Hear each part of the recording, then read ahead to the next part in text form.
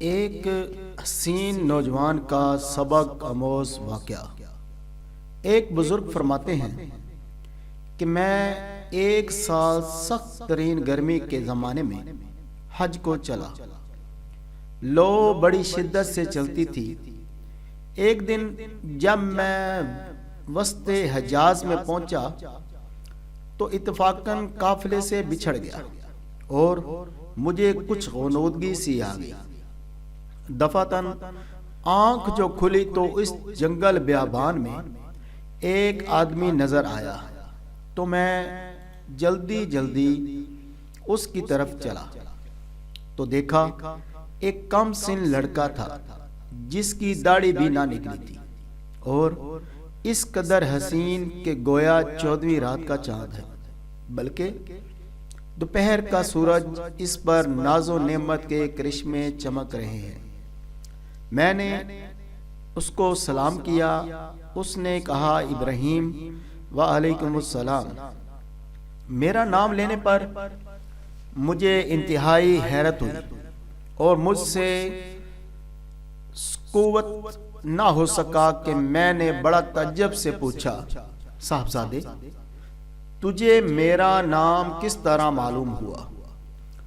تو نے تو مجھے کبھی دیکھا بھی نہیں۔ کہنے لگا ابراہیم، جب سے مجھے معرفت حاصل ہوئی ہے میں انجان نہیں بنا، اور جب سے مجھے وصال نصیب ہوا کبھی فراق نہیں ہوا۔ میں نے پوچھا، اس سخت گرمی میں اس جنگل میں تجھے کیا مجبوری کھینچ کر لائی؟ کہنے لگا ابراہیم، اس کے سوا میں نے کبھی کسی سے انس پیدا نہیں کیا اور نہ اس کے سوا کسی کو ساتھی اور رفیق بنایا۔ میں اس طرف بالکل منتقل ہو چکا ہوں اور اس کے معبود ہونے کا اقرار کر چکا ہوں۔ میں نے پوچھا، تیرے کھانے پینے کا ذریعہ کیا ہے؟ کہنے لگا، محبوب نے اپنے ذمہ لے رکھا ہے۔ میں نے کہا، خدا کی قسم مجھے ان عوارض کی وجہ سے جو میں نے ذکر کیے تیری جان کے ہلاک ہونے کا اندیشہ ہے۔ تو اس نے روتے ہوئے کہا،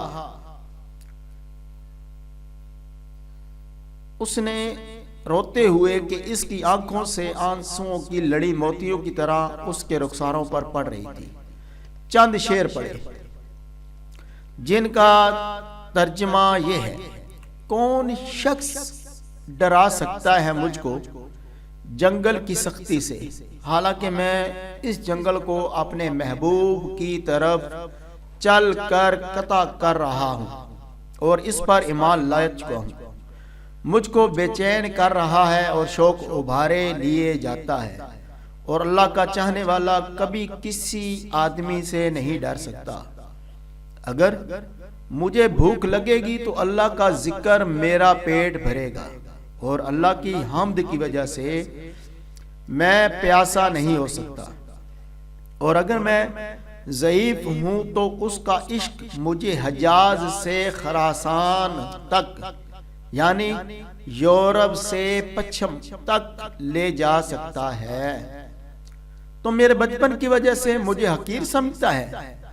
اپنی ملامت کو چھوڑ، جو ہونا تھا ہو چکا۔ میں نے پوچھا، تجھے خدا کی قسم اپنی صحیح عمر بتا کیا ہے؟ کہنے لگا، تو نے بڑی سخت قسم مجھے دے دی ہے جو میرے نزدیک بہت ہی بڑی ہے۔ میری عمر 12 برس کی ہے۔ پھر وہ کہنے لگا، ابراہیم تجھے میری عمر پوچھنے کی کیا ضرورت پیش آئی؟ میں نے کہا، مجھے تیری باتوں نے حیرت میں ڈال دیا ہے۔ یا کہنے لگا، اللہ کا شکر ہے، اس نے مجھے بہت نعمتیں عطا فرمائیں، اور اللہ کا فضل ہے کہ اس نے اپنے بہت سے مومن بندوں سے افضل بنایا۔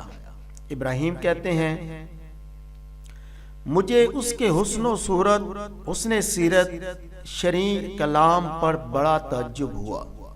میں نے کہا، سبحان اللہ، حق تعالیٰ نے کیسی کیسی صورتیں بنائی ہیں. اس نے تھوڑی دیر نیچے کو سر جھکا لیا، پھر اوپر کی طرف نظر اٹھا کر بہت ترچھی اور کڑوی نگاہ سے مجھے دیکھا اور چند شعر پڑھے جن کا ترجمہ یہ ہے: اگر میری سزا جہنم ہو تو میرے لیے ہلاکت ہے، اس وقت میری یہ رونق اور یہ خوبصورتی کیا بڑھائے گی؟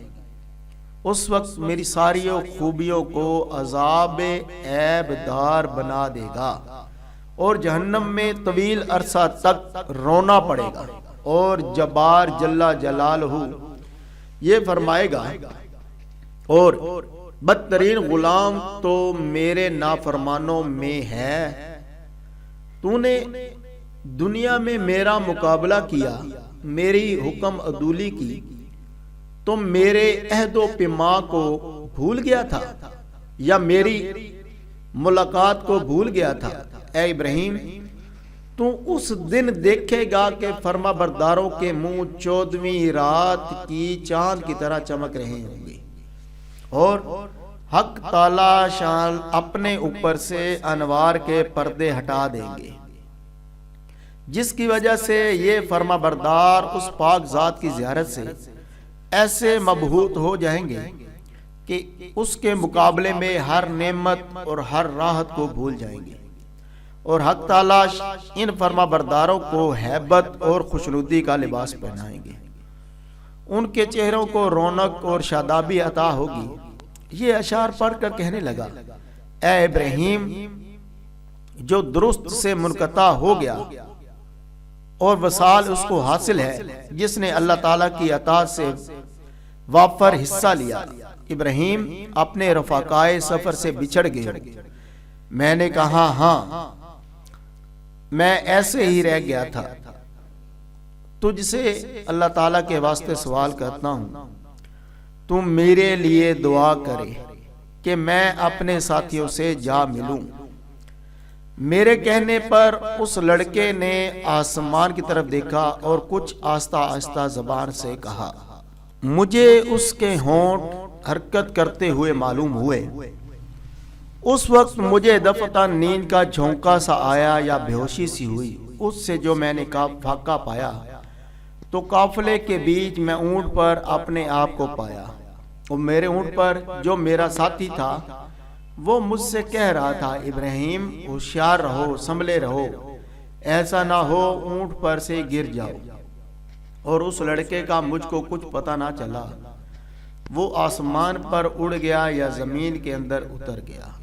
جب ہم سارا راستہ طے کر کے مکہ مکرمہ پہنچ گئے اور میں حرم شریف میں داخل ہوا تو کیا دیکھتا ہوں کہ وہ لڑکا کعبہ شریف کا پردہ پکڑے ہوئے رو رہا ہے اور چند شعر پڑھ رہا ہے جن کا ترجمہ یہ ہے: میں کعبہ کا پردہ پکڑ رہا ہوں اور بیت اللہ کی زیارت بھی کر رہا ہوں، لیکن میرے دل میں جو کچھ ہے اس کو راز کی بات کو خوب جانتا ہے.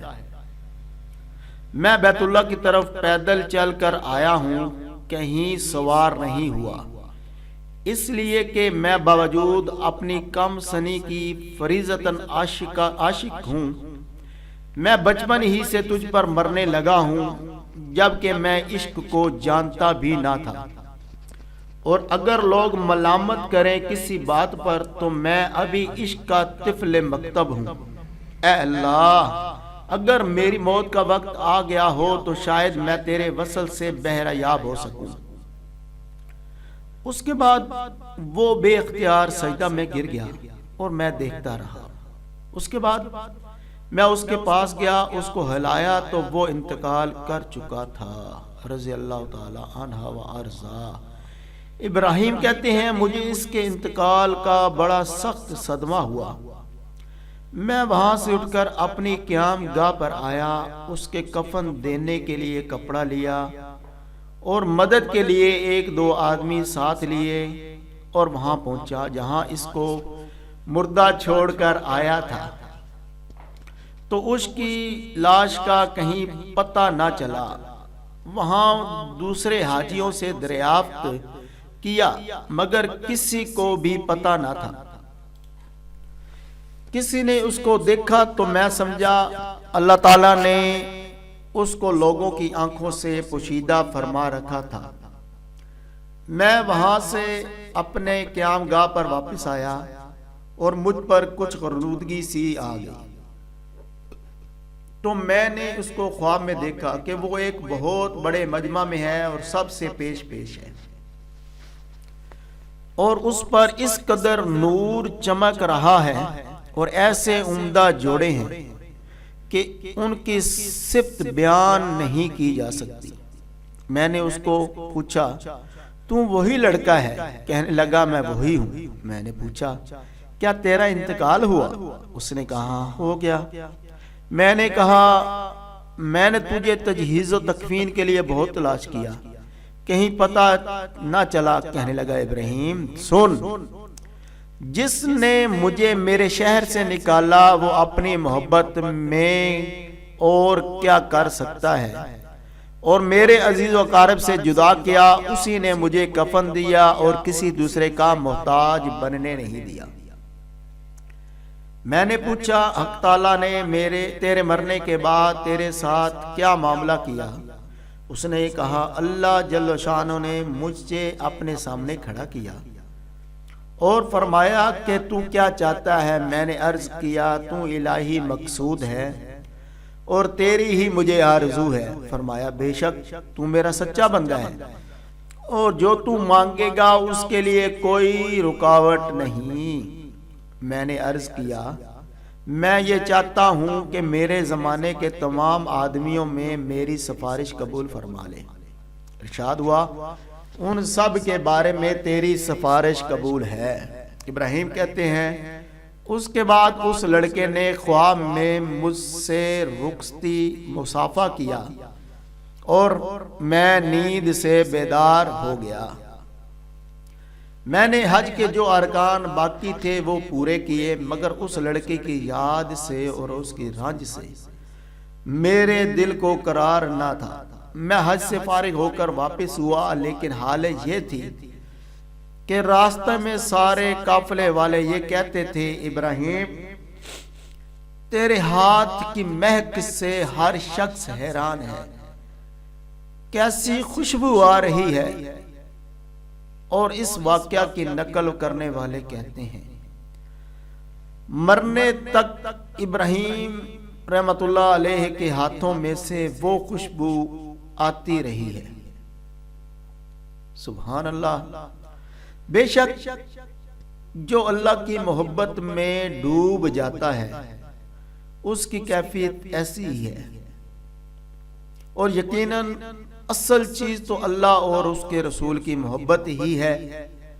خوش نصیب ہے وہ مسلمان جو اللہ اور اس کے رسول کی محبت میں ڈوب کر زندگی گزارے۔